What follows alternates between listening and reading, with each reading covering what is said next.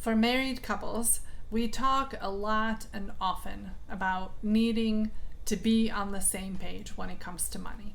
And I still stand by that 100%. Today, however, we're talking about the one exception where that doesn't apply. So if you don't know what that is or how to utilize that principle in your own marriage, here it is. The one exception as it relates to money spent in your marriage where you both don't need to be aligned, where you don't have to consult your spouse on money and your spouse doesn't have to consult you, it's when it happens within the confines of what I call fun money. Sounds fun, right?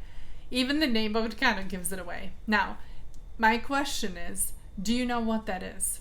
And if you don't, it's simply money that you get to spend however you want, and your spouse gets to do the same thing. Every month, no questions, no judgment, no asking. But there are conditions to be put in place so that it works well every time, of course. If you don't know how to set it up right, so that it's not to the detriment of your relationship, but it's beneficial all the way, keep watching. Here are 3 rules of thumb. Number 1, you both decide this together. If you haven't looked at your spending and or your budget lately, I would recommend that you do. This isn't something that you would decide to do intuitively, right? Money is about numbers, and the math simply needs to be mathing. So coming up with a number when you're simply pulling the number out of thin air hasn't served anyone yet, not since the last time I checked anyway.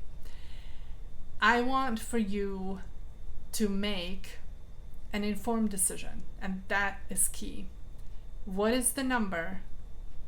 What is the number going to be, right? That feels totally doable with all of your other expenses, where you'll be able to really enjoy it fully, right? Because that's the point. There's no right amount.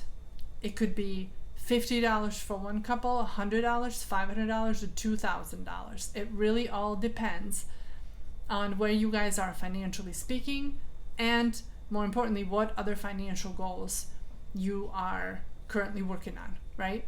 But pick a number and then stick with it. Rule number 2, you decide on one number that applies to both of you. There's no such thing as, oh, but I make more money, right? So like I get more money to play with. This should be enough for you, but this is for me.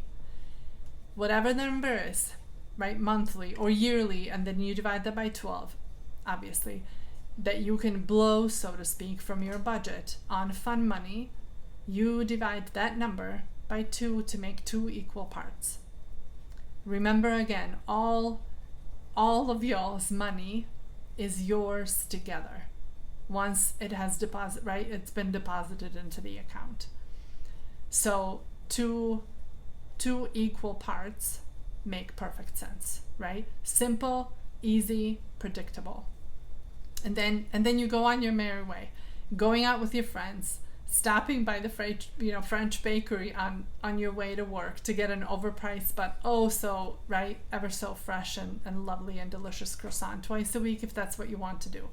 Saving up for that new tent, putting money in a pile to go on that trip across the world that your spouse isn't interested in going on, but it's been on your bucket list for a decade now.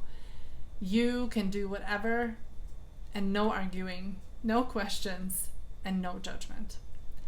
Once the money gets distributed and you can agree on how and when that happens exactly, right? Like what part of the month, or is it on the same day? It doesn't really matter. You're free to rock and roll.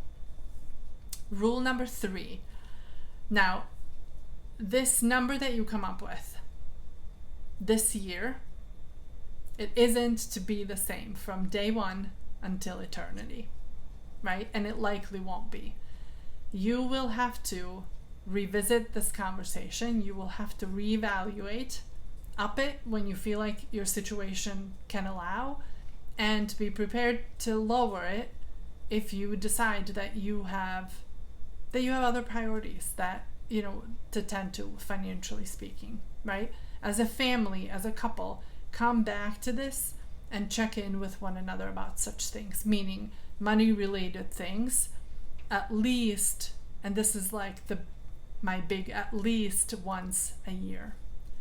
Because things change, life changes, you'll enter a new season, kids will have other needs, you will all have different preferences, right? That way you'll be able to adjust what needs adjusting.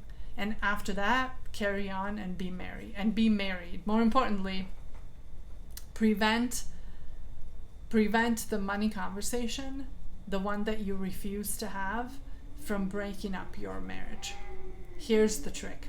Once you agree on this, you just go ahead and execute. Go out, have fun with your fun money, circle back around when something seems off or is no longer working.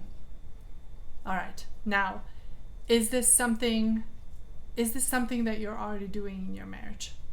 If it is, fantastic. Keep doing it. If you need to adjust one of the rules, pause, do it. And if you're not doing it, and or money conversations are hard to come by for you guys, and always have, for whatever reason, check out this next video where I give you what you need to make sure that you win with money in your marriage. I'll see you in there.